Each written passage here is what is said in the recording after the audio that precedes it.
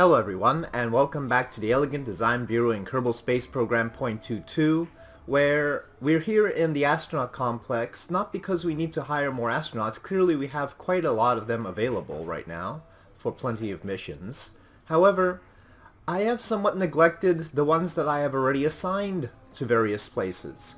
There are 2 sitting on ISIS station, 2 that are sitting on the moon, and 2 that are sitting on Minmus.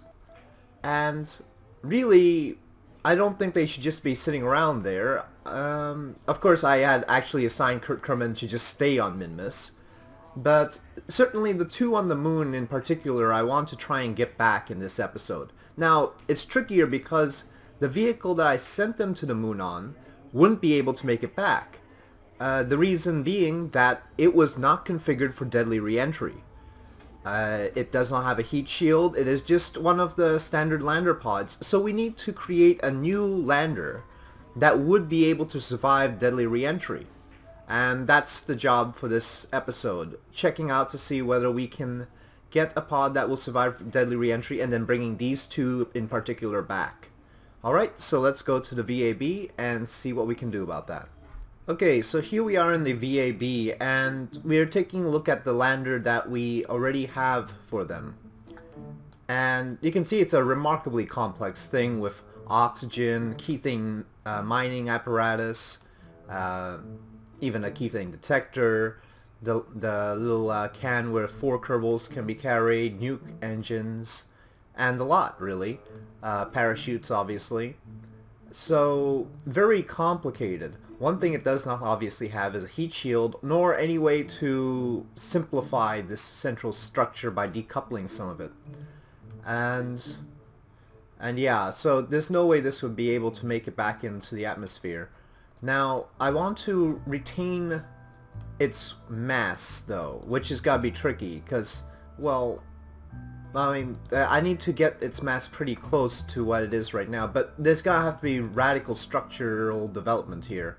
So let's see what the actual configuration of this vehicle is. Wow.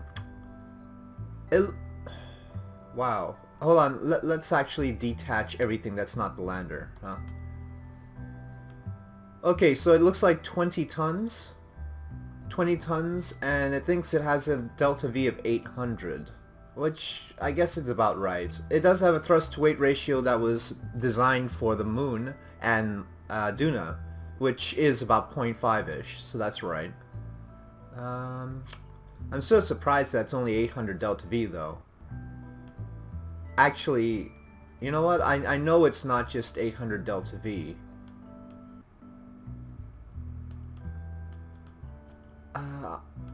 I think there are fuel lines missing from these outer pods. No, from the... Yeah, from the inner end... sorry. From here... Yes, there they are. That one. That one is not... Ah, there we go. Aha.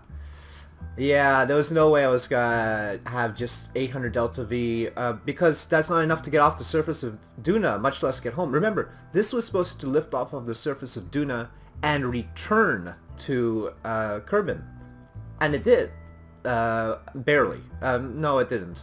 Sorry. It was just a little bit short. On the probe version of it, when we tested that out, it didn't quite make it. It was really close, though.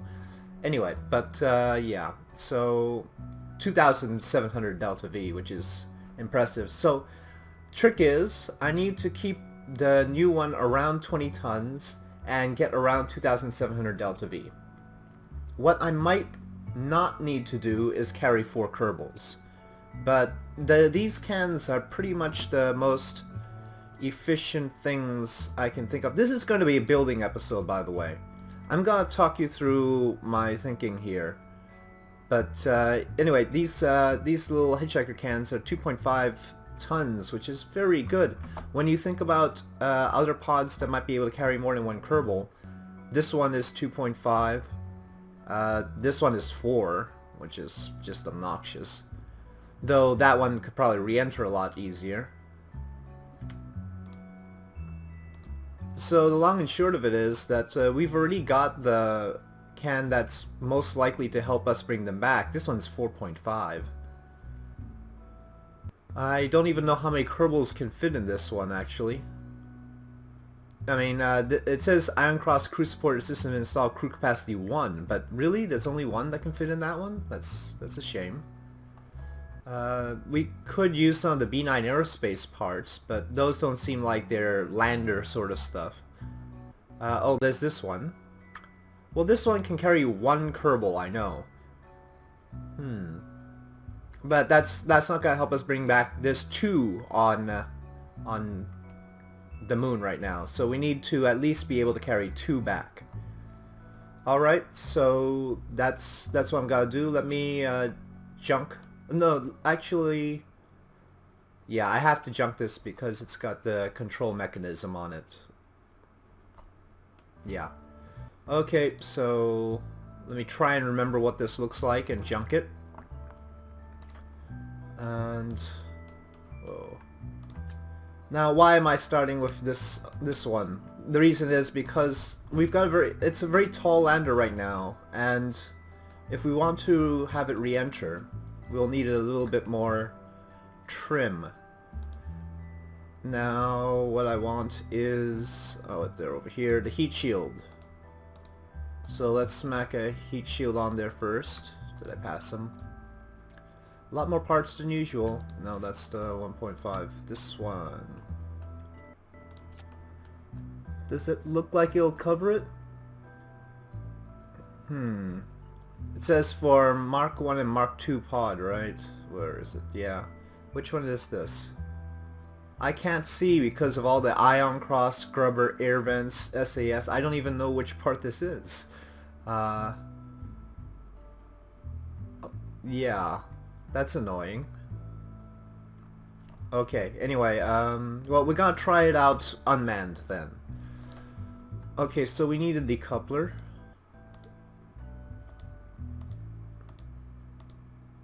I'm seeing if I have any trim decouplers instead of the huge bulky ones. Now this is a good sized decoupler. Again, I don't want the extra height, and this has a lot more extra height. Okay, so a trim decoupler. Now, of course, we need the same tank.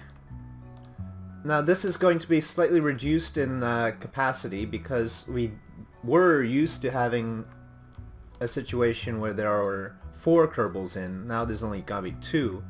But honestly, since I only had one step out and take a walk around anyway, I don't really see the reason of having 4. The actual reason of having 4 was to follow the Mars direct plan to Duna, and since that plan called for 4 astronauts to head to the moon, not to the moon, to Mars, that's why I did that. But we're not doing that anymore, I think.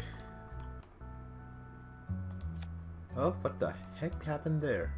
No. Actually, this could be... It can actually mount on the decoupler? I didn't think that thing's mounted on the decoupler usually. I hope this decoupler is a good decoupler. Alright. So we've got that. Now, let me, before I forget, put parachutes on this bloody thing, huh? Oh, the parachutes are going to extend past the heat shield. They're definitely going to heat up. There's no way the heat shield is going to cover them. Okay, well, when we're going up, we're going to be in the... Well, we're not going to be in a fairing, are we? No, we are. We are in a fairing. So I can make it a little bit less photogenic, perhaps. Okay, where are we? Yes. Whoa, that looks ugly. No. Oh, what am I gonna do? This is a no-go. And this is too small.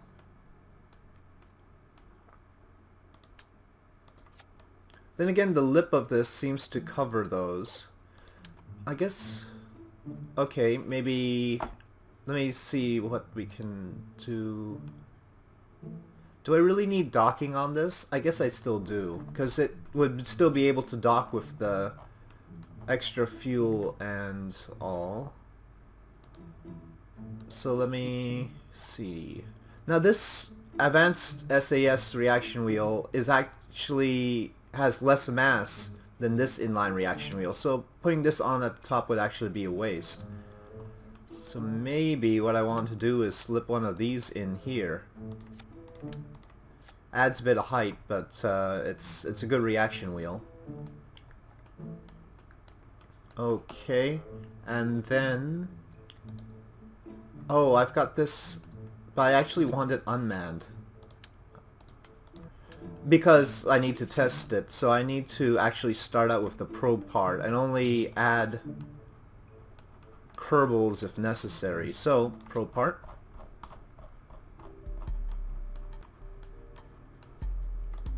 Then the pod. Right. Then the heat shield. Then the rest of it. Okay. And then docking port. Shielded docking port. Okay, let's see if we can put some parachutes at the top here. I don't know if that'll work out all that great, but...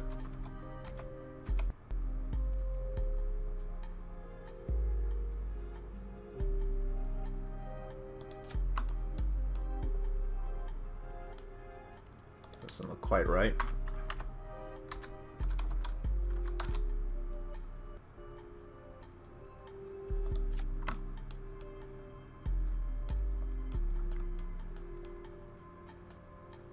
Okay, I hope that's enough. And I hope that's properly shielded from heat. Yeah. Okay, so let me put the necessities of Kerbal life here. First we need to be able to mine Kethane, so that's that. And then some engines.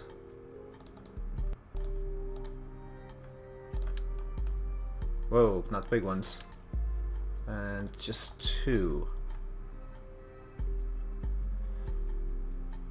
Need to mount them high because the... oh, darn. Need to mount them high because the nukes are really, really long. Now... oh, I've forgotten oxygen. Now the good thing about this version of Iron Cross is that the oxygen is less onerous. And so that will hopefully help us to save mass.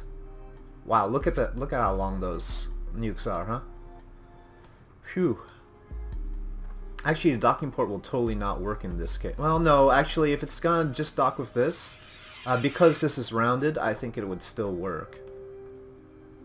Alright. We need parachutes on these pods because for Duna landings they need to add some drag. Gonna...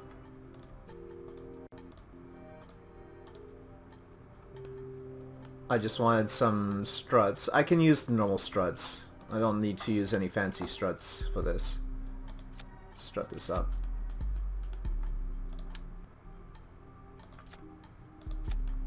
Okay. For Kethane mining we need these external manifolds, but we need to make sure they're spaced so that I can fit the lander legs. Okay, yeah. Okay, lander legs, and no, just 2 of these. We need as, you know, minimal mounts. That seems to be getting in the way a bit. I think it'll be alright though. Well, let's see. Actually, I want the ladder because we seem to be missing that.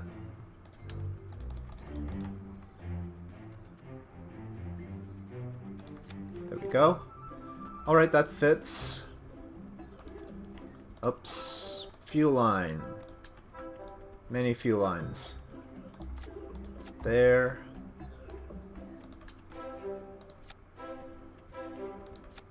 There.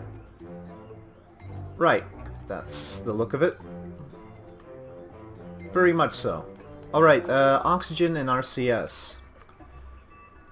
I said oxygen is less onerous, but it's still a pain. I think I still need one of the big tanks. Now, how much will it last? Okay, 600 days for a single Kerbal? That's 150 days.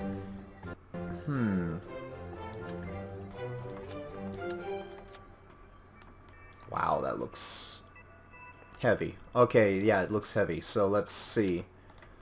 Let's put Kerbal Engineer on this sucker. Oh, only 18 tons so far. Alright, not that we're done yet. But now this is not extending all the way to the tank. Okay, so we need solar panels, obviously. Let me shove this a little bit. Actually, whoops.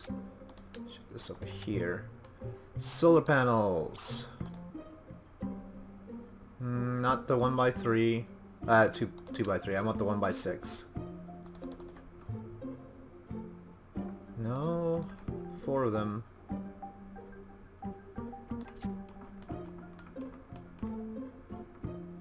Those are still going to burn off in any atmosphere.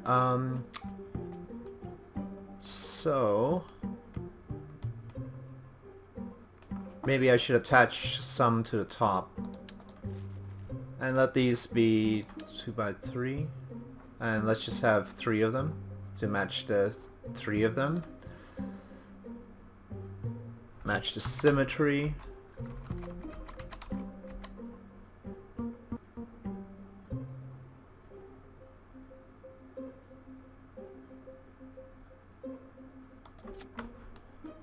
Okay, perhaps that'll be helpful.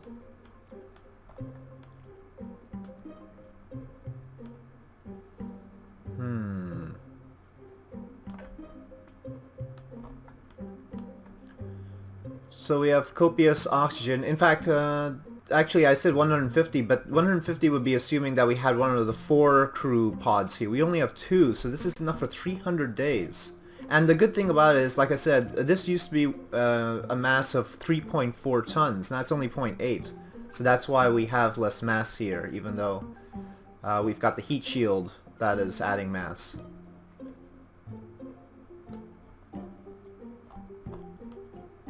Okay. RCS. Now I could stick RCS stuff around here, but maybe what I really want to do is sneak a tank on top so that extends the docking port so that it's not in the way of things. So let's extend the yeah, so the docking port's not in the way of things. 3 parachutes should be enough to carry all this down. Let's get the RCS blocks. I don't actually like these much, so I'm gonna stick to the normal ones.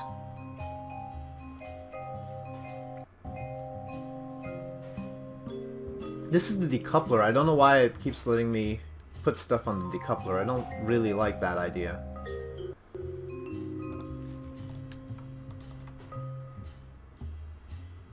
Okay, there doesn't seem like a good idea. Here. Yeah, the jets are, I mean, the panels aren't in the way of the little jets, so that's fine. I should put on some RTGs. No, this is a crude pod, so I guess I probably shouldn't put on some RTGs. But they would be awful helpful. Yeah, what I'll do is, well, these are nukes anyway, so let me put the RTGs on the nuke side. I'm sure that's what I did with the original lander anyway. On the same logic, right? Oh, yeah, I guess we could put extra solar panels there. I don't think there's a necessity, though. Okay, so we've got RTGs there, but we need a battery, yeah? No. Sneak 1000 charge battery there. Okay, let me just see. Okay, so the center mass is like that. I really would like it low, just to avoid tipping over. And we recall that tipping over was an issue. And as this tank drains, there's going to be a higher center of mass. I wonder how I can fix that. By putting the oxygen tank on top, but then I'd need to add a decoupler to get it off. How much do these have? 25 days? No, that's not good enough. We really do need one of these big tanks. That's heavy. 75 days, huh? But I don't see any place to put that one. So there's a potential for tipping here. We're gonna have to test that out. It is lighter now. And so maybe it has enough delta V this time to... Oh, I forgot something. We are not done with the apparatus needed for drilling. We need drills. That's gonna add a lot of mass. The drills are heavy. I didn't really leave a good space for them.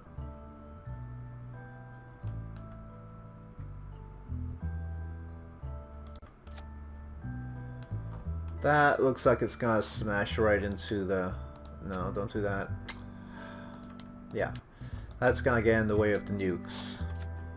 We need 2 because we need to balance it out, and these are a mass of 1 ton. So yeah, this is actually gotta be a heavier lander, despite saving weight on the oxygen. Well, I guess crowding the ladder a bit. The ladder probably won't collide, so it should be fine. And on the back, there's nothing to worry about.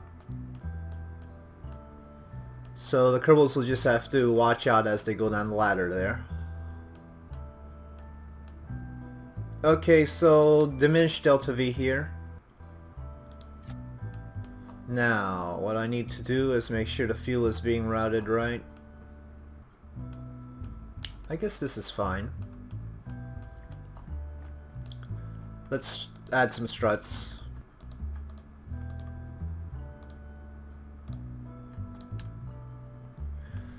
Now the question is whether I just do a test without... I have to do a test without Kerbals. It might be that I don't bring the Kerbals back from the moon in this episode, guys. So I'm gonna probably do a test without Kerbals and then bring the Kerbals back. So this episode we're going to test Kerbals. This is gonna be RV3 now. Return vehicle, that stands for. And let me just get the staging before I add the fairings. Get the staging right. Okay, so those... Right, yeah. And... No, actually... These 2 nukes actually fire before this decouples. They actually fire when this decouples. And actually these... There. Actually these 4 would only fire when that decouples. These 4 little ones are for this stack so that we can have it do stuff. When we leave it in orbit we can maneuver it. Like I built up the station around the moon using leftovers of these, so. Okay, the rest should be still the standard Koyu's rocket. Yeah, it looks like a normal Koyu's stack. Alright.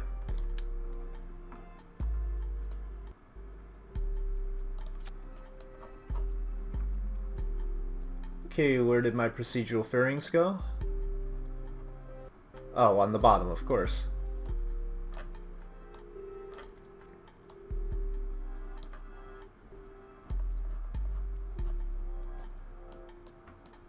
Very well. This looks like the sensible thing to do.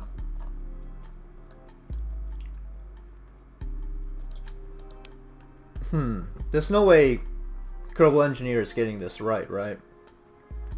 Because it's not possible that we have this little delta V when we've got this tank feeding into this one, feeding up here. I mean, there's too much fuel for the nukes. How does it think that we only have such a little amount of delta V? Alright, well, I'm gonna worry about that some other time. This is not what we're doing today. I mean, it is what we're doing today, but we're gonna find out when we find out anyway. Alright, so uncrewed mission to the moon and back is the thing to do. Uncrewed. Alright, so let's not save, let's just launch. Alright, so the Koyus rocket does have a 100% safety record, but that was before FAR and the reentry.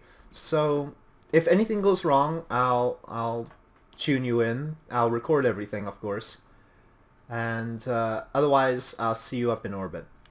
It is dark, but since I don't actually expect that there'll be anything going wrong, I don't think that's a problem. So, here we go. Let's launch.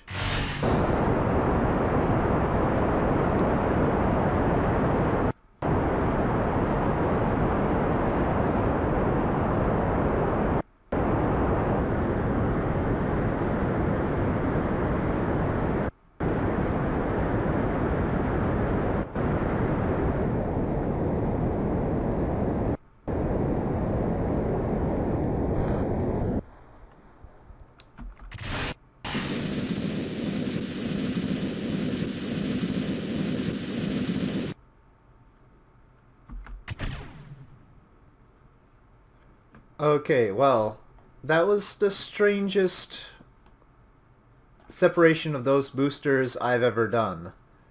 The reason being that we've reached desired apoapsis, so I was able to cut all engines to coast to apoapsis when I released those.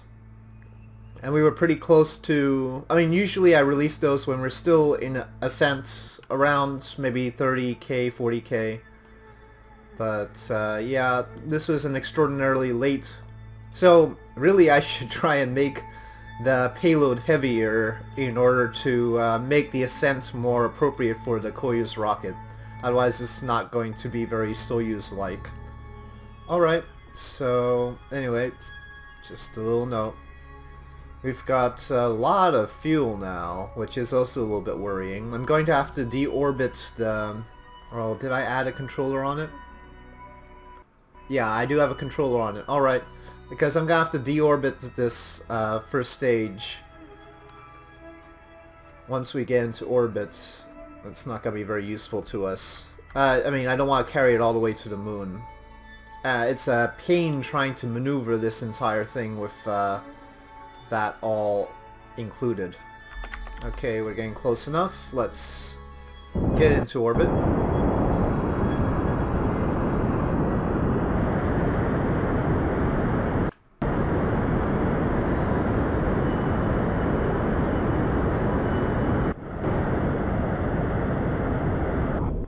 Well, that's a strangely wonky orbit, but I didn't do a very good ascent.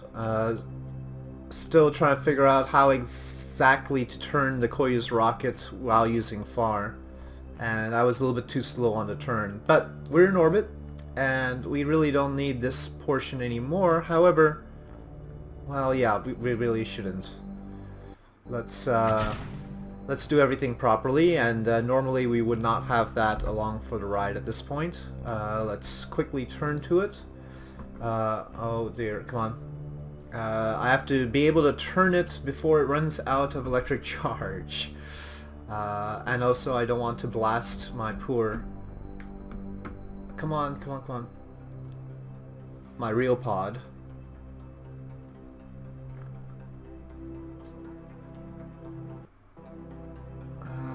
Come on, come on, come on, come on, come on. Alright, yeah.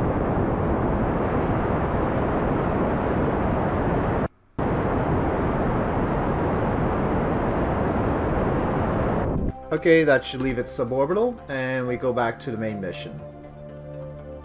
Alright. So we have another one of these little things, and we're on our way to the moon. Well, we're not on our way yet. We need to get to the moon.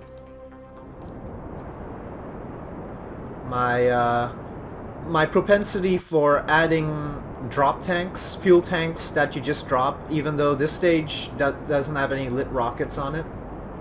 See, Kerbal Engineer is having the trouble where it thinks that the rockets I'm going to use are these little ones here, but that's not what I'm doing at all.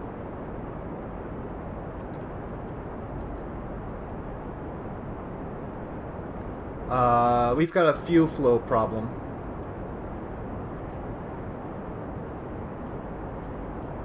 So there's a connection issue. Oh, well, I guess Kerbal Engineer was right. For some reason we're not drawing from this tank. Well, I can fix that. But that's weird. I thought I had the fuel line going. Did the fuel line get disconnected? And then there's also... this tank doesn't seem to be getting fuel from this one. This is very, very bad. I mean, yeah, I can just continually do this all day, but this is not what I want to do. So Kerbal Engineer got me this time. But I'm sure I had the connections right. When did I lose the fuel line connections? Oh, well. Well, that's definitely something I need to correct before we try and put Kerbals on. There's the moon.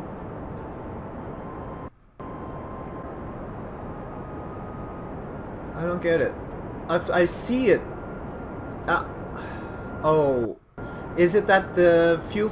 well, even then, this tank should be draining to... where is it?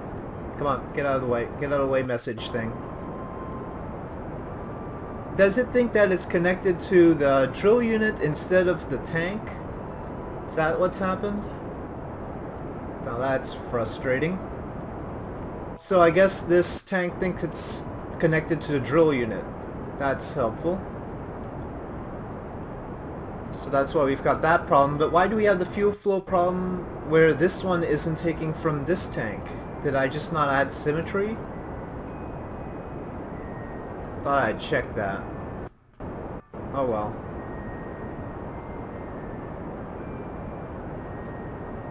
There's fuel lines going like that. So it should be... well, I don't see the nub of a fuel line going from there to there, so I guess I just didn't have symmetry on at that point. Alright, Moon Sphere of Influence. Just need to get to Periapsis and burn for orbit. We need to test the Kethane mining system to make sure that we can mine Kethane, otherwise, well, this isn't a very good lander at all. Right now, this could probably land on the moon and take off without doing any mining, but that's not what we really want to do. And... yep. There we go. And we are continuing to burn retrograde for a landing. Okay, I think if we stop braking now, we should be able to do it alright. This sure looks like something that could tip over, though. No, I really do have to pay attention to whether I'm gonna be hitting a crater or not. Oh boy. This is definitely not the most efficient landing burn, but we are retesting things, so forgive me for that. And actually, since it's so inefficient, the whole having the actual radar altitude above the terrain was sort of superfluous. I think you can see why we need the parachutes, the drogue chutes, when landing on Duna. Because the deceleration on this thing is not particularly good.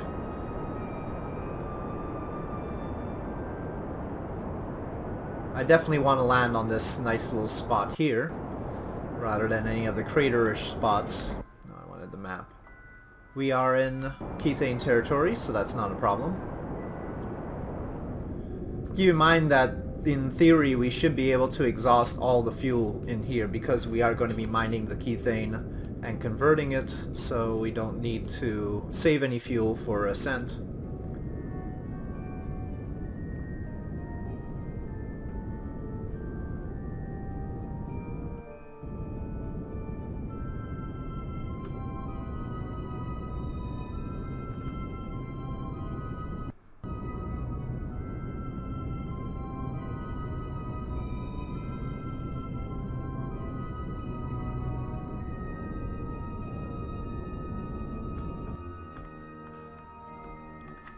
Okay, a bit of a wobble, but we landed. I might have to consider activating RCS on landing, though we only have 100 mile propellant. We might need to save that for any potential docking that might have to happen. Alright, let's deploy drill. I should have action grouped the solar panels. I'll have to remember to do that. We'll only extend the ones on this portion here. Alright.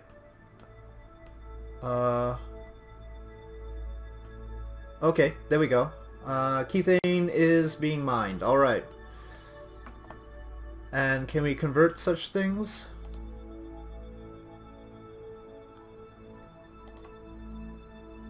Yes, we can.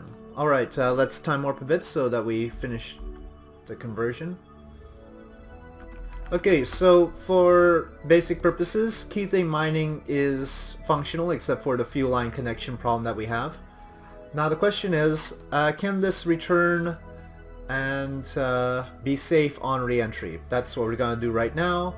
Let's not waste any time. Let me just get it off of the surface now.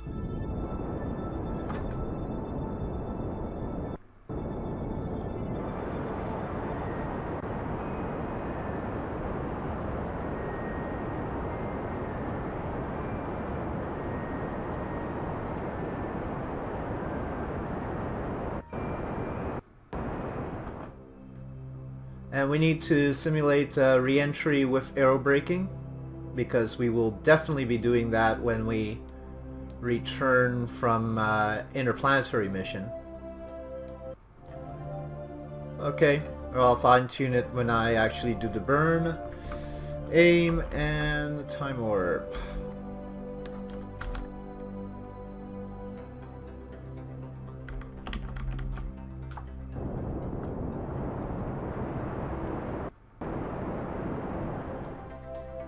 Okay, I'm gonna take 28, which seems like about the depth that I would go for if I was returning from an interplanetary journey and was basically out of fuel kind of thing. You know what? Maybe 30. Well, 28 should be fine. Yeah, 28 should be fine. Let's see. We don't have any Kerbals on board, so this is ideal time to test. We aren't going to be using any fuel, and we're not going to brake around Kerbal this time.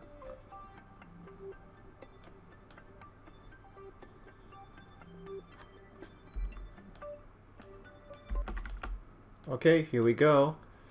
No braking around Kerbal. What we are going to do is do some separation stuff. No, that's fine.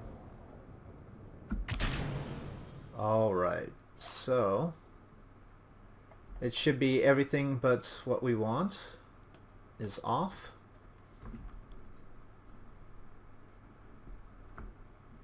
Right. Let's orient properly. I hope those nuclear rockets do not smash into any settlements. That could be dodgy. Actually dumping them into the ocean is probably also dodgy, but yeah. Well, they'll burn up on reentry. What am I saying? They will definitely burn up on reentry. We have deadly reentry. They're not gonna smash into any settlements. They are definitely gonna burn up. Ah, isn't that nice?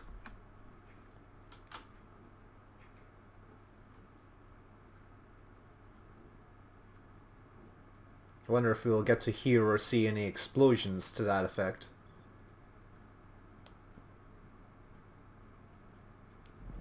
Yep, there we go. Okay, how's our parachute temperature? Oh, nice and cool, alright. Now our photovoltaic cells are nice and cool, that's nice and cool.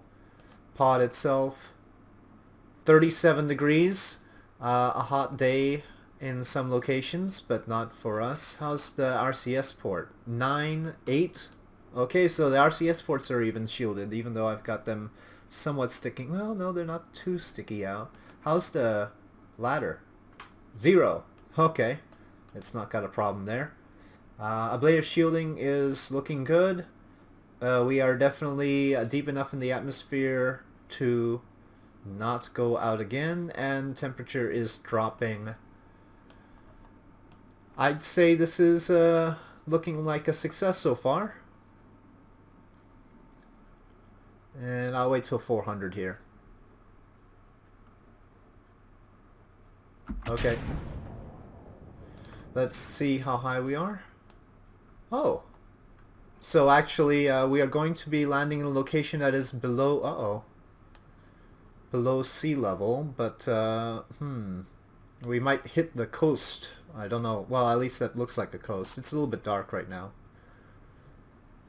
Let's take SAS off, and yes, okay, good. One other thing I wanted to make sure is when we take SAS off, it does properly orient to the parachutes. If you remember some of my other vehicles in the career mode series that I'm doing, the Institute for Kerbal Studies, it does have a little bit of trouble orienting towards the parachutes. It looks like we're going to be landing in water.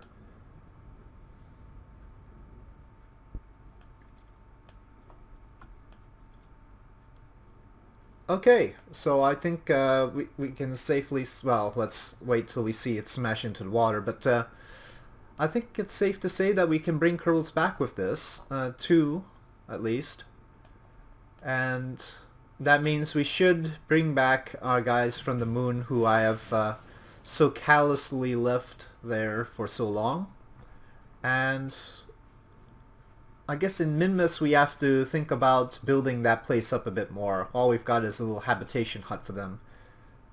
This lander is probably overkill for bringing people to and from ISIS station though. I should develop something to bring Kerbals to and from ISIS station. I know, I'm thinking of a shuttle too, but shuttle design with Ferrum Aerospace and Daily Reentry is something else, so I'm gonna have to ponder that a little bit. And perhaps just a single stage to orbit system would be the best way to go. Alright, so I'm gonna wait till this splashes down. Oh, well, let me time warp till it splashes down.